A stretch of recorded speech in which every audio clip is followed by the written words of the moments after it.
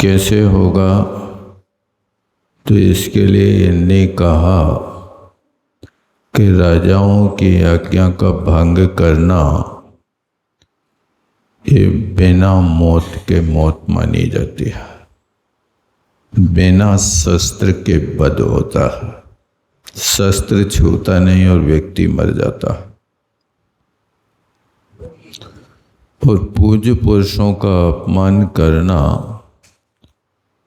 ये भी मौत का कारण है, ऐसा इन्होंने कहा।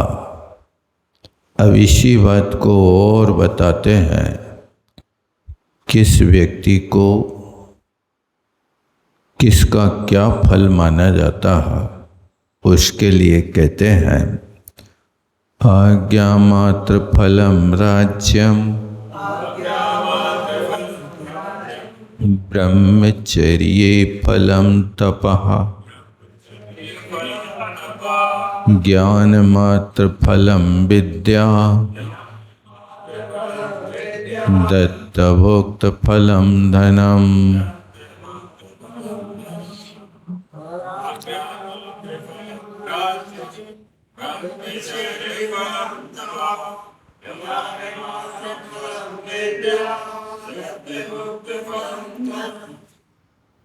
अब देखो किसका फल क्या होता है।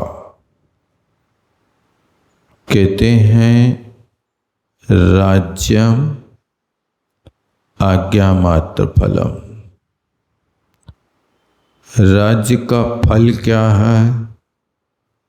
राजा की आज्ञा मानना ये राज्य का फल माना जाता है। यदि प्रजा राज्य के विरुद्ध चलती है तो इससे राज्य में कई कुरीतियां प्रारंभ हो जाते हैं। त्यागियों के लिए भी आचार्यों ने आदेश दिया, राज्य विरुद्धातिक्रम। राज्य के विरुद्ध कोई भी कार्य नहीं करना चाहिए। राजा ने यदि जनता के लिए टैक्स की व्यवस्था दी है तो उसको स्वीकार करना ये राज्य का फल माना जाता है। इसलिए राज्यम आज्ञा मात्र फलम, आज्ञा में रहना यही राज्य का फल है। और ब्रह्मचर्य फलम तपः, तप का फल है ब्रह्मचर्य का निर्दोष रीति से पालन कर लेना। 10 धर्मों में अंतिम धर्म ब्रह्मचर्य है और तप को 7वें नंबर में ही रखा है।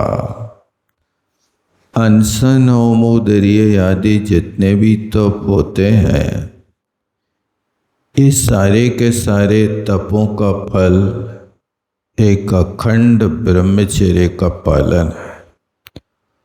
उस ब्रह्म की पूर्णता शील के 18,000 दोषों का अभाव चूँकि केवल ज्ञानी परमात्मा में हुआ करता है, इसके पहले कहीं न कहीं किसी रूप से उसमें दोष लगता रहता है। इसलिए तप है तो ब्रह्मचर्य का निर्दोष रीति से पालन करना ये तप की कोटि में आता है, ये तप का फल है। और विद्या का फल क्या है? ज्ञान मात्रम, ज्ञान मात्र विद्या का फल है। यानी विद्या वही सार्थक हो जाती है जिस विद्या से निज पर का विवेक हो जाता है। जब निज पर का विवेक हो जाता है तो उस वस्तु के प्रति जो ग्राही है उसको ग्रहण करने का पुरुषार्थ होता है, और जो पराई है उसका त्याग करने का भाव पैदा हो जाता है। जैसे मान लीजिए आप किसी वस्तु का वर्षों वर्षों से उपयोग कर रहे अपना मान करके, ये मकान मेरा है मेरा है मेरा। 40 वर्ष तक तो पिता ने उसका किराया चुकाया और आपको यही कहा कि ये मकान अपना। अब आज पिता ने कहा बेटा ये मकान किराए का है, अपन रह रहे हैं। अब जब आपको किराए का मकान पता चला तो फिर उस मकान को छोड़ने का भाव होता, पराई वस्तु को अपने पास नहीं रखना, अपना निजी मकान होना। तो जब वो ज्ञान हो गया तो वो वस्तु ही है, और जो अपनी है वो उपादेय है। ये विद्या का फल हुआ करता है। और धनम फलम किम, धन का फल क्या है? दत्त भोक्ता।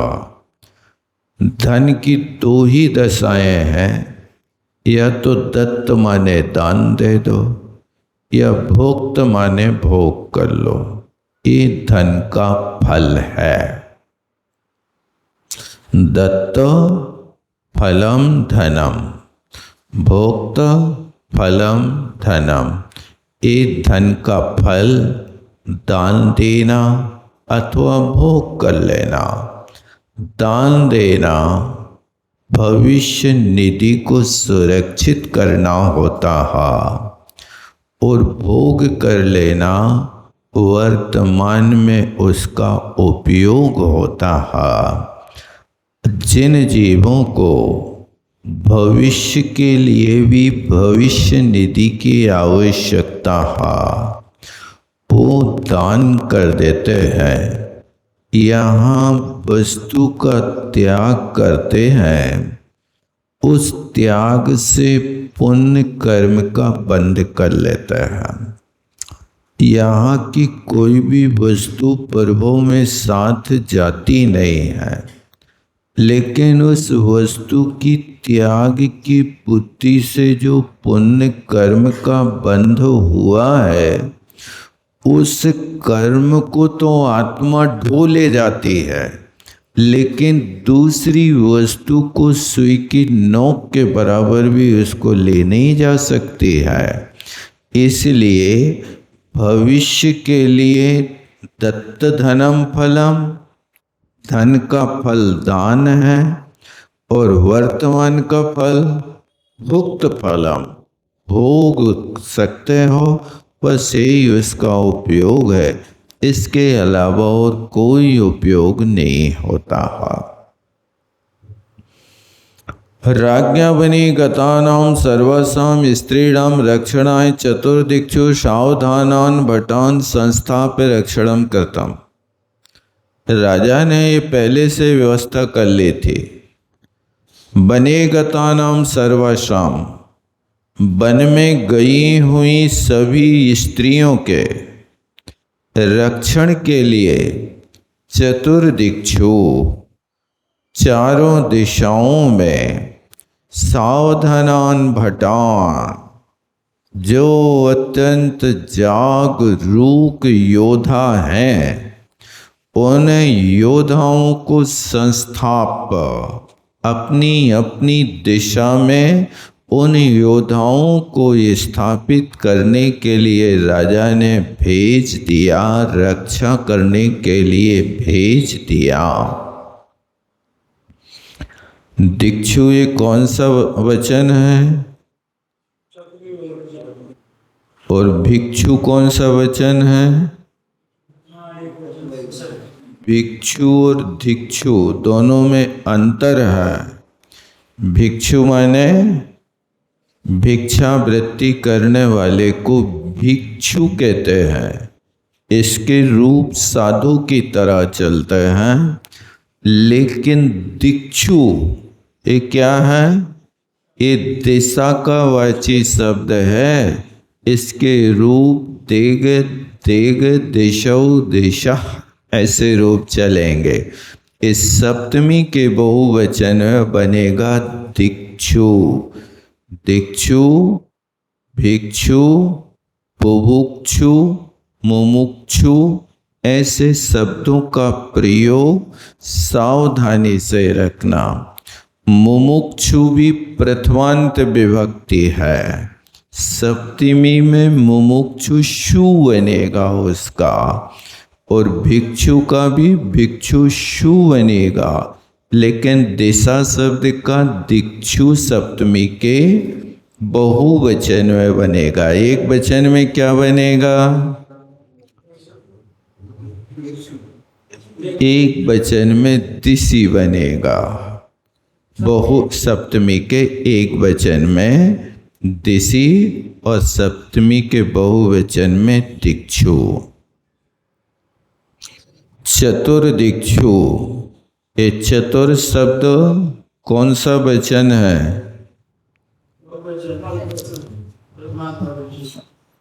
प्रथमा का बहुवचन है। तो ये चतुर शब्द समासांत है अथवा कोई लिंग वाला है? पुल्लिंग में चतुर शब्द का क्या बनता? चत्वारा। चत्वारा तो लिखा नहीं। और स्त्रीलिंग में चतस्राह, प्रथमा के बहुवचन में। तो स्त्रीलिंग चतस्रा भी नहीं लिखा। नपुंसक लिंग में क्या बनेगा? चत्वारी। तो फिर चत्वारा, चतस्रा, चत्वारी, अब तीनों लिंगों को छोड़ करके अब यदि ये चतुर्दिक्षु लिखा तो इसका क्या समझोगे? समासांत हो गया। तो समास दिशा के साथ में कैसे करोगे?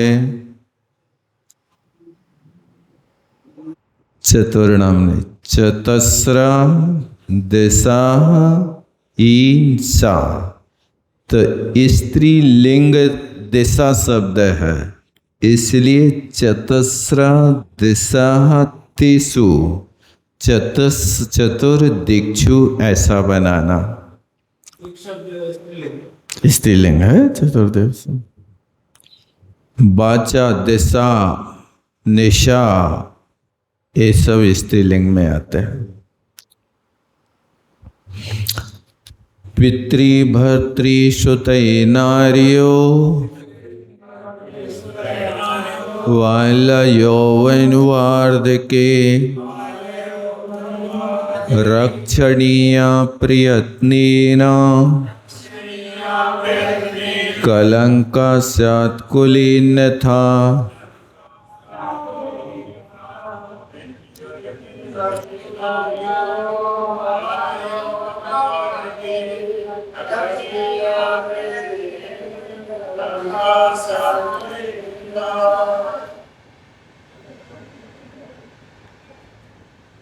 अब राजा ने वन में योद्धाओं को ठहरा दिया तो प्रश्न किया कि क्या जरूरत है चारों दिशाओं में योद्धाओं को खड़े करने की।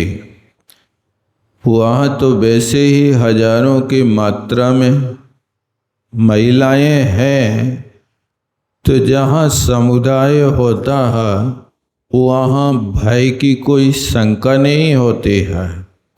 जब एकाकी होता है तब वहाँ भय होता है। तो उसके लिए ये नीति बताई कि राजा ने चारों दिशाओं में योद्धाओं को इसलिए खड़ा किया कि जो नारी है, नारिया कहाँ है नारिया? पहले चरण में, लास्ट में नारिया। नारी की बाल्य अवस्थायां पितृ रक्षणीया। नारी की बाल अवस्था में पिता के द्वारा रक्षा की जाती है। यौवन अवस्थायां भर्तृ रक्षणीया। यौवन अवस्था में नारी की पति के द्वारा रक्षा की जाती है और वार्धक्य वृद्ध अवस्था में सुतई बेटों के द्वारा रक्षा की जाती है। ये तीन अवस्थाएं हैं, बाल्यावस्था, तरुण अवस्था और वार्धक्य अवस्था। इन तीनों अवस्थाओं में तीन पुरुषों की ड्यूटी है। बाल अवस्था में पिता पूर्ण रूप से ध्यान रखता है। पिता का कर्तव्य है बच्चों का लालन पालन बड़ी निगरानी से करना चाहिए। लाड़ प्यार में जो माँ बाप उनके लिए खुली छूट देते हैं और उनका हिसाब किताब नहीं रखता तो बच्चे बिगड़ जाता है। आपने उनको 100 रुपये दिए हैं तो आप उन वस्तुओं बच्चों की या तो वस्तु ला कर के मांग पूरी करो, पैसे देना नहीं।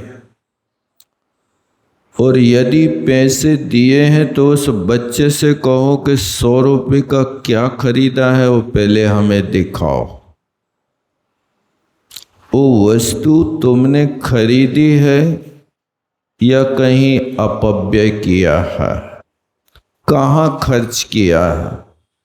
उस 100 रुपये की वस्तु को माँ बाप को गहरी निगरानी रखना चाहिए कि यह वस्तु 100 की है, कहीं 20 रुपये की वस्तु को 100 की तो नहीं बता रहा है।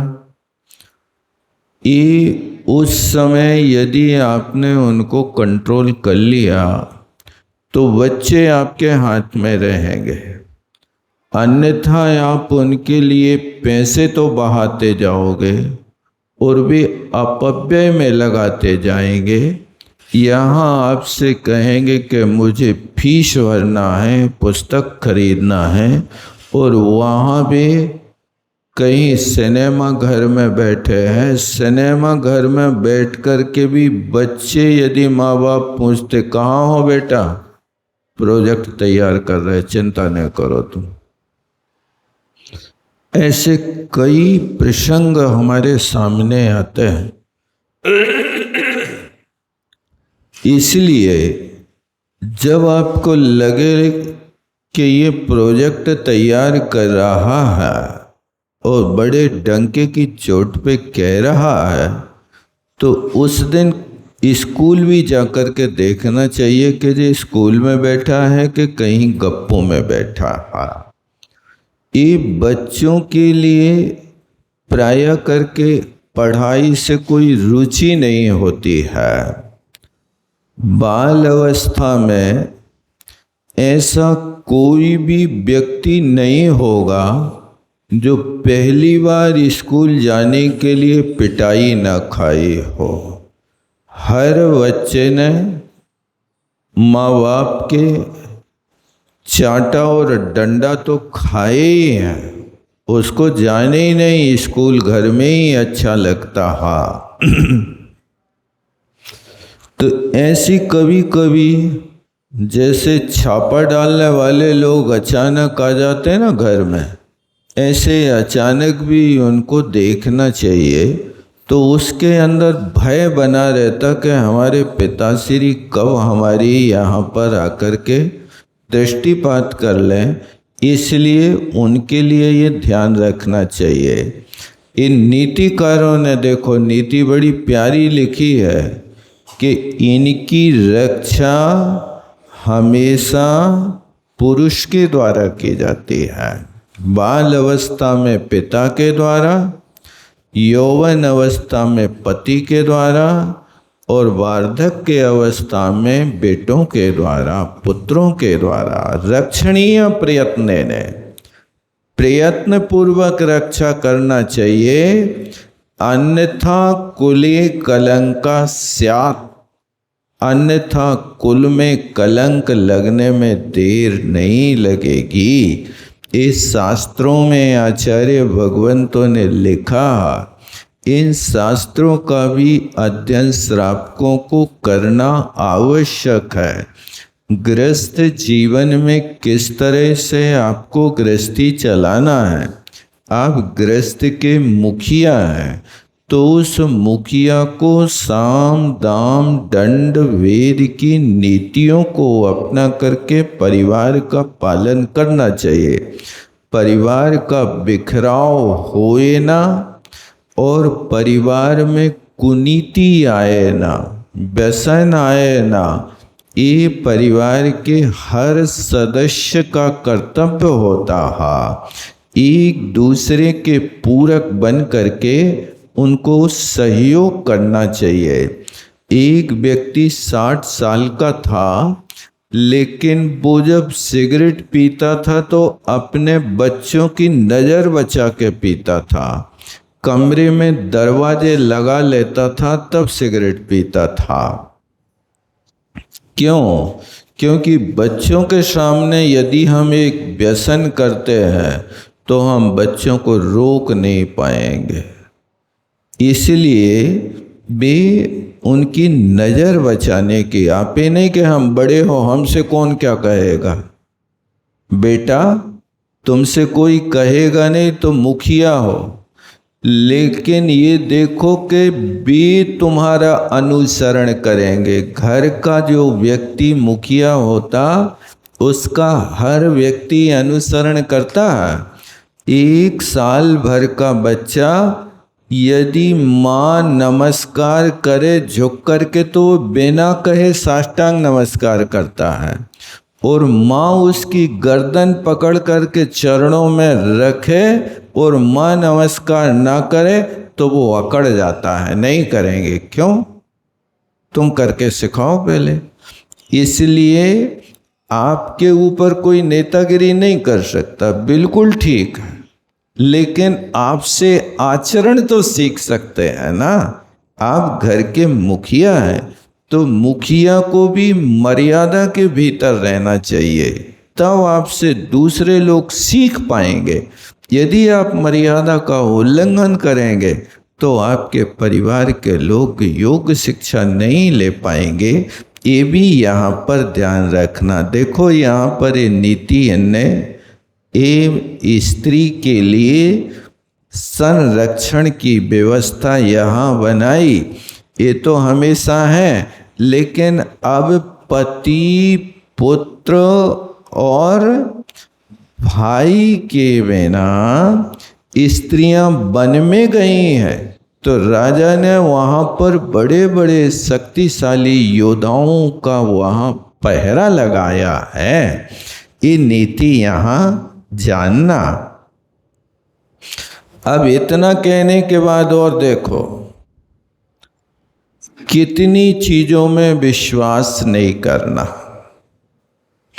स्त्रीषु राजकुले सर्पे सदृशे शत्रु विग्रहे आयुधाग्रे न कर्तव्यो विश्वासश्चे कदाचन।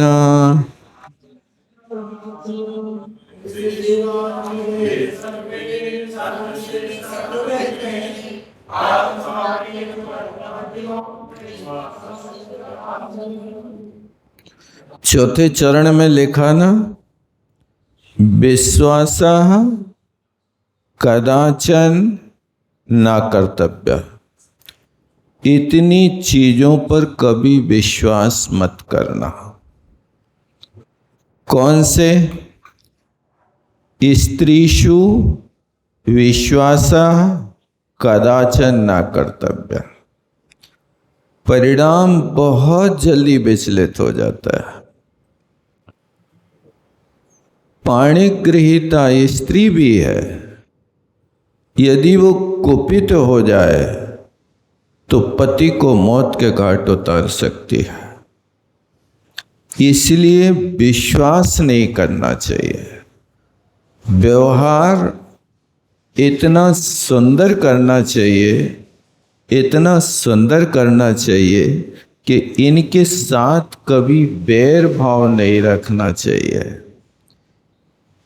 स्त्री से, वैद्य से, पड़ोसी से, राजा से, इनसे कभी भी बैर नहीं करना चाहिए।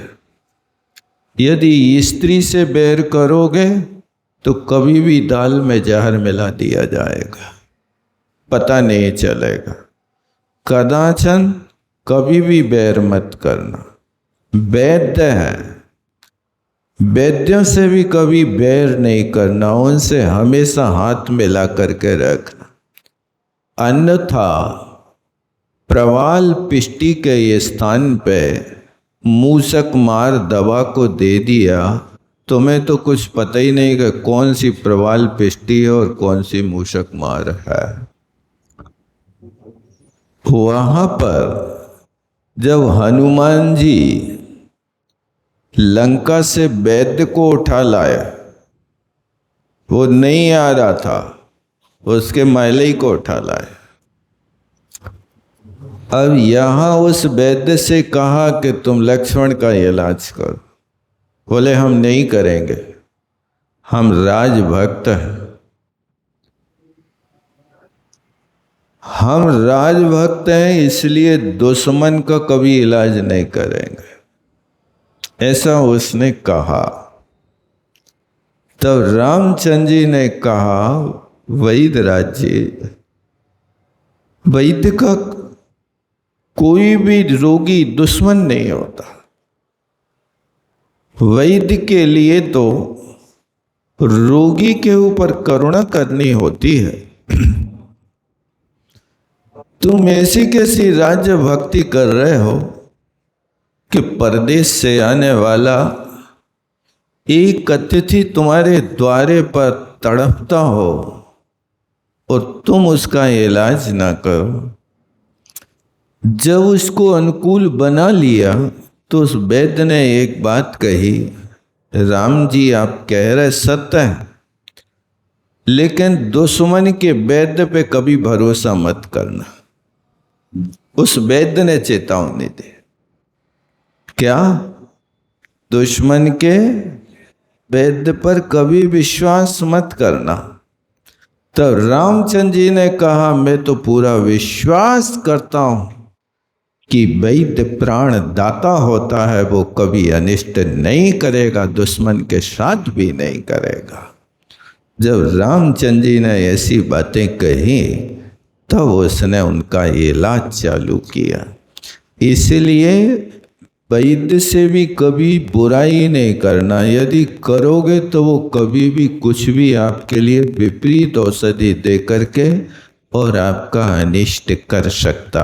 अनिष्ट ना करे, प्राण ना हरे, कोई बात नहीं, ऐसी गर्म औषधि दे सकता है जिससे शरीर में कई बीमारियां पैदा हो सकती, गलित कुष्ठ आदि भी हो सकते हैं। इसलिए इनसे कभी बैर नहीं करना। तो स्त्रीषु, सामान्य स्त्रियों के ऊपर कभी लोभ में नहीं आना। राजकुले, राजकुल में भी बैर नहीं करना। राजा लोग बने बने के होते हैं, यदि थोड़ा सा बिगड़ जाए तो वे बाप को भी कारागार में डाल देते। राजा लोग वे किसी के ऊपर रहम नहीं करते हैं। इसलिए राजकुल में भी कभी विश्वास मत करना, वो कभी भी कुछ भी कर सकता है।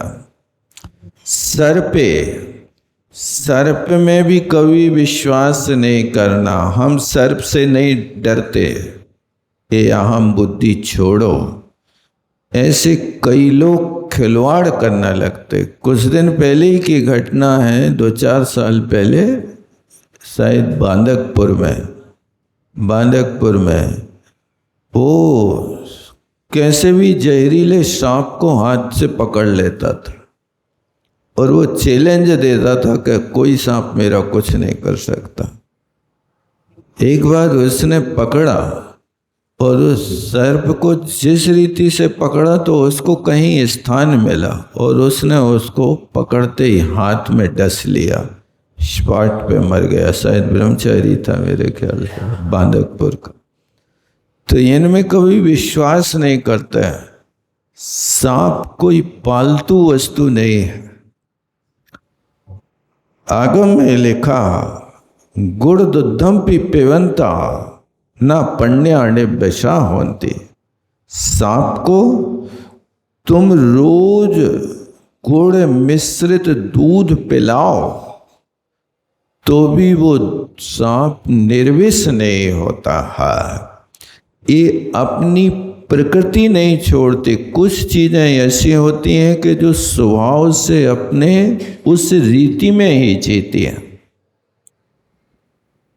कोयल चाहे आम पर बैठे या नीम पर मीठा ही बोलती है। कोयल की प्रकृति है। दीपक में चाहे 8 पहरा घी भरो, चाहे नींबू, चाहे मिट्टी का तेल भरो, दीपक काजल ही उगलता है। इसी तरह सांप है। सांप को चाहे दूध पिलाओ, चाहे नींबू का रस पिलाओ, वो जहर ही उगलता है।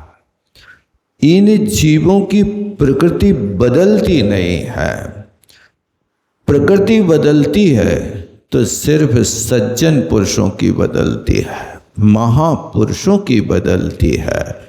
वे कुरीतियां छोड़ करके धर्म नीति पर चलते हैं। इसलिए सर्प में कभी विश्वास नहीं करना। और सदृश शत्रु विग्रह है। समान शक्ति वाली यदि कोई दुश्मन है तो उस पर विश्वास मत करना, क्योंकि इन दुश्मनों की नीति होती है कि छाती से लगा करके गड्ढे में पटकने की नीति होती है। इसलिए इन पर कभी विश्वास मत करना।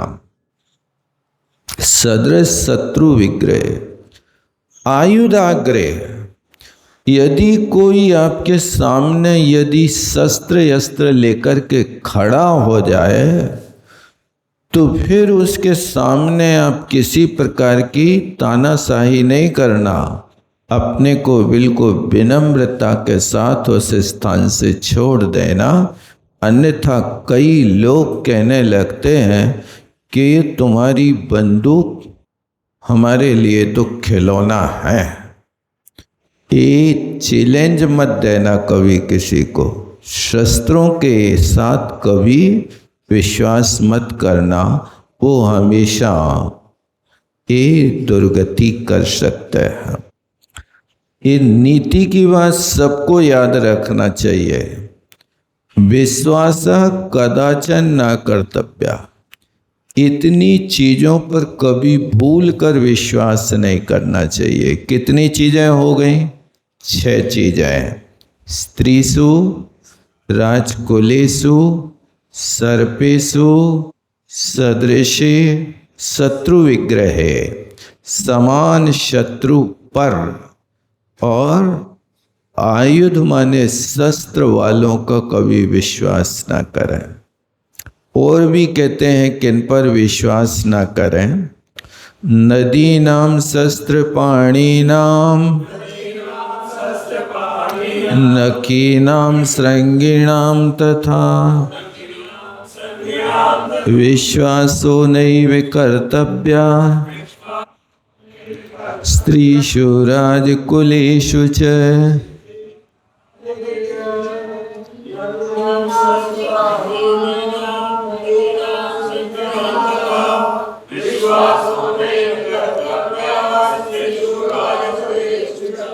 इतनी चीज़ों का और भी विश्वास नहीं करना।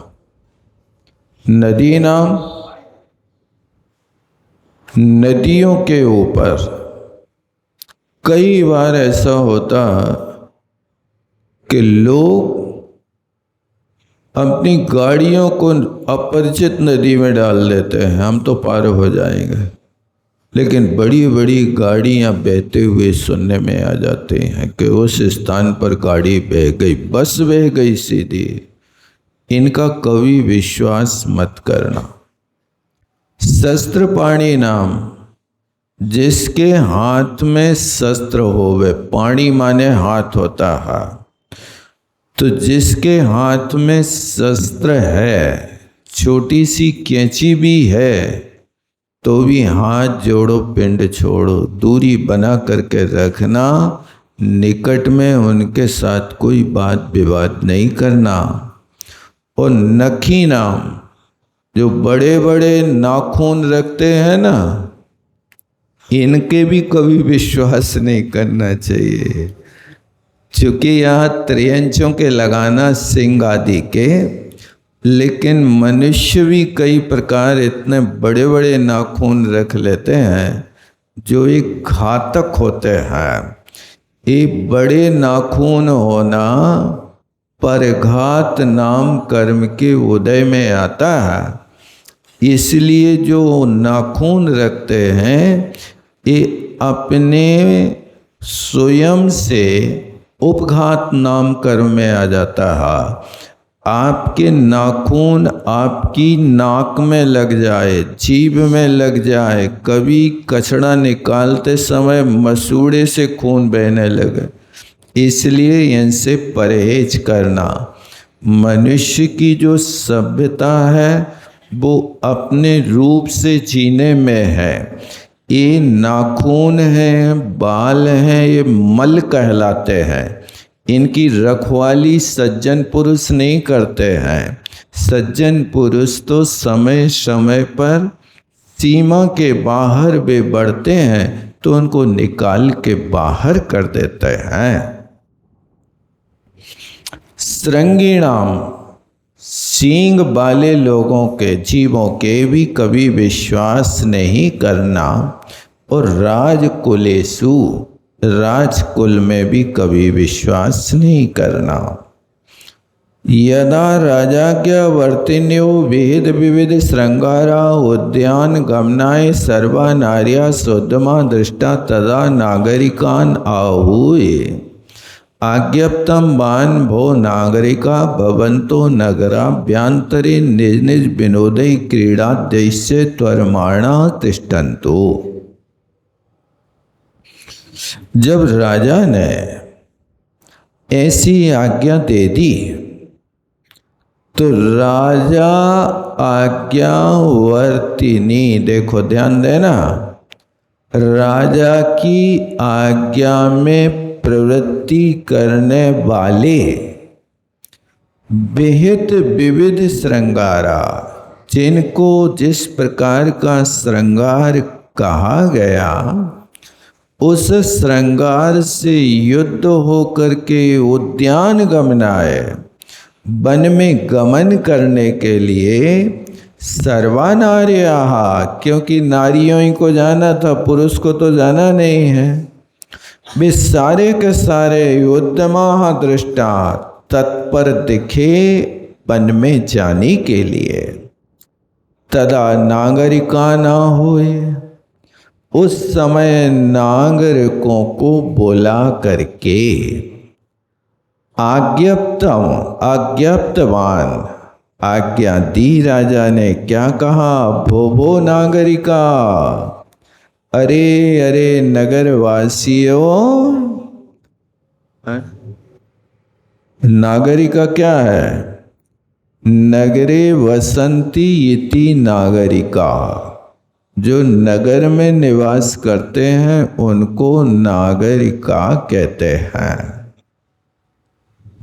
अब इसके रूप चलाना राम जैसे, नागरिका तान, द्वितीय का बहुवचन है नागरिकान, आहूई, जिनको बुलाया जाता है उनके लिए द्वितीय विभक्ति होती है, लेकिन किसी को दूर से बुलाया जाता है तो उसमें संबोधन विभक्ति होती है।